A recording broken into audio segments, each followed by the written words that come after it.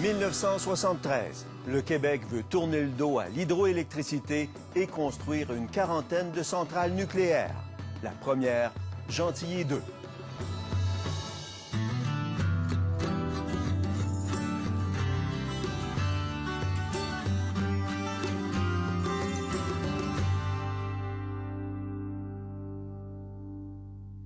Ici Guy Gendron, bienvenue à Tout le monde en parlait. Les années 70 sont marquées par la crise du pétrole et la hausse de la demande d'électricité. Alors, doit-on construire des barrages hydroélectriques ou des centrales nucléaires? Malgré les objections, le Québec décide que la modernité passe par l'atome et prévoit construire des dizaines de centrales nucléaires tout le long du Saint-Laurent. Bécancour, avril 1977. Hydro-Québec y construit une centrale nucléaire, Gentilly 2. L'installation devrait produire d'ici quelques années 600 MW d'électricité. La centrale n'est pas encore terminée que des manifestants réclament déjà sa fermeture. Les membres du Front commun québécois sont inquiets. Ce qu'on veut, premièrement, c'est faire cesser le développement d'énergie nucléaire au Québec. Dorothy Hénault faisait partie des manifestants venus de Montréal. Militante pour la paix et féministe, elle était membre du regroupement pour la surveillance du nucléaire. Et plus on en savait, plus on s'inquiétait. Que ce soit le risque d'accident ou la difficulté d'enfouissement des déchets, c'était de plus en plus problématique. C'est peut-être la première fois qu'on va avoir le début d'un vrai débat nucléaire là, au Québec.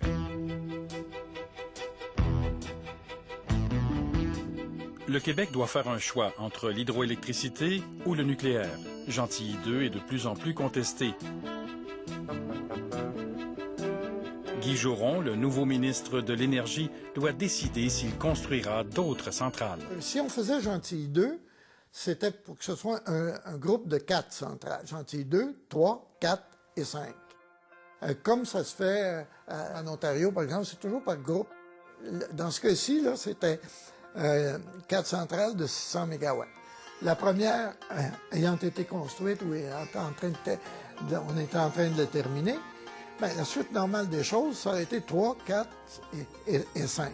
Guy Joron hésite. Il lance une vaste consultation publique. Entre-temps, au Québec, première séance de la commission parlementaire qui permettra au gouvernement d'établir dès cette année sa politique énergétique. C'était par invitation. Il invitait les citoyens et citoyennes à venir dire ce qu'ils en pensaient. Et ça, déjà, ça suscite de l'espoir. Mais en plus, on avait l'impression qu'on serait écouté. Michel Maldag est ingénieur forestier. Il était à l'époque professeur à l'Université Laval et président fondateur du Conseil québécois sur l'environnement. L'opinion était très diversifiée.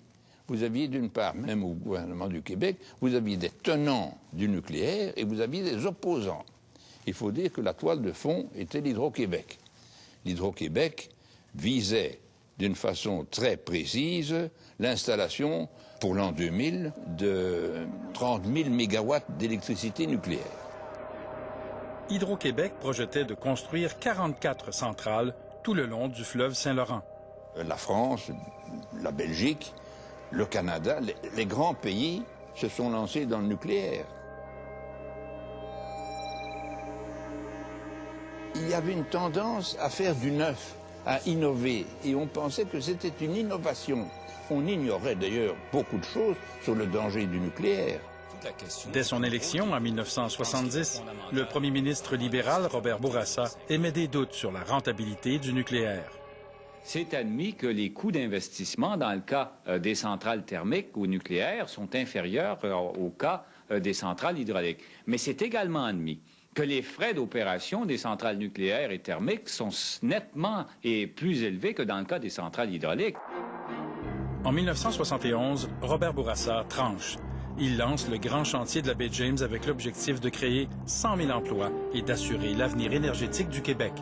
Guy Joron était député de l'opposition. Ce qui voulait dire, selon les chantiers qu'on présentait, que ça allait être les investissements les plus importants qui se feraient au Québec presque pour une décennie entière. Alors, pour le Québec, c'était quelque chose de très important. De même, c'est ce qu'il y avait de plus important. Au Parti québécois, on remet en question le projet de développer l'hydroélectricité. René Lévesque va même jusqu'à proposer la suspension des travaux amorcés à la baie James. Ce qu'on ferait en partant, c'est d'évaluer là où les travaux sont rendus. Il ne s'agit pas de jeter à l'eau des travaux qui seraient rendus trop loin.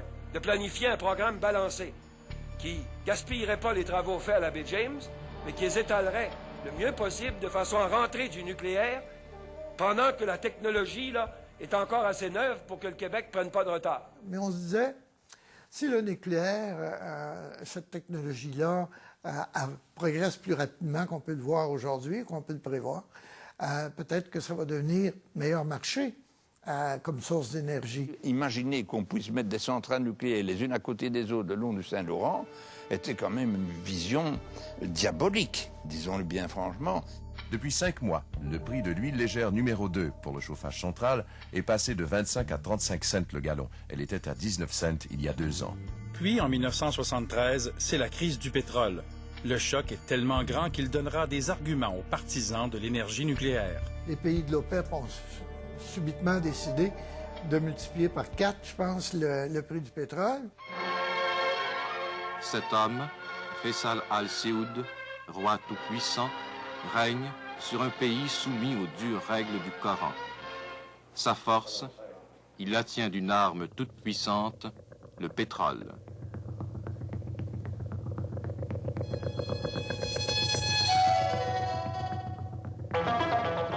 En Europe, fin octobre, début novembre 73, on assiste à un début de panique. Pour économiser l'énergie, plusieurs gouvernements instaurent les dimanches sans voiture. Le prix du carburant est automatiquement multiplié par 2. De toute l'énergie consommée au Québec, presque 80% était du pétrole. À peu près 20-22% de l'hydroélectricité. Alors, quand le pétrole est devenu très cher, bien là, la substitution commençait à se faire. Signalons qu'on ne trouve plus d'appareils de chauffage électrique dans le commerce. Les ventes ont plus que doublé. On ne suffit plus à la demande. Avec cette hausse de la demande, le Québec pourrait manquer d'électricité. Les travaux de la baie James viennent tout juste de commencer et prendront encore un certain temps à être complétés. Le nucléaire semble la solution la plus rapide. Robert Bourassa se résigne et accepte de construire Gentilly 2 en 1973. René Lévesque, crie victoire. Mais ça fait 1 an que ça aurait dû être fait. Puis il y a une 3e qui doit venir. Puis on n'ose pas l'annoncer parce qu'on a peur d'avoir l'air ridicule. Parce qu'évidemment, il se trouverait à confirmer que le Parti québécois avait raison. 3 ans plus tard, le Parti québécois arrive au pouvoir en 1976. Les premiers groupes turbo-alternateurs entreront en service un peu avant la date prévue. Les travaux de la baie James avancent rapidement et le Parti québécois, qui défendait l'utilisation du nucléaire, jongle maintenant avec l'idée de changer sa politique. On accueille donc M. Guy Joron. Guy Joron, nommé ministre de l'Énergie, remet maintenant en question les prévisions de croissance d'Hydro-Québec. Alors, il y a 30% d'économies à aller chercher. En plus d'affronter la direction d'Hydro-Québec sur son projet nucléaire, le nouveau ministre doit aussi négocier avec le gouvernement fédéral. Parce qu'ils étaient, eux, à construire Énergie atomique du Canada, l'usine d'eau lourde à la Prade. Et c'était pour eux un investissement très important, considérable. C'est Alistair Gillespie, qui était le ministre fédéral de l'Énergie. Alors, il dit, qu'est-ce qui arrive du nucléaire au Québec? On ne construira pas une usine d'eau lourde pour une seule centrale de 600 MW, c'est évident. Ben, j'ai dit, c'est quoi le minimum? Ben, le minimum, c'est au moins 4. Oh, ben là... C'était beaucoup. Après la pause, les défauts du nucléaire poussent le gouvernement à modifier ses plans.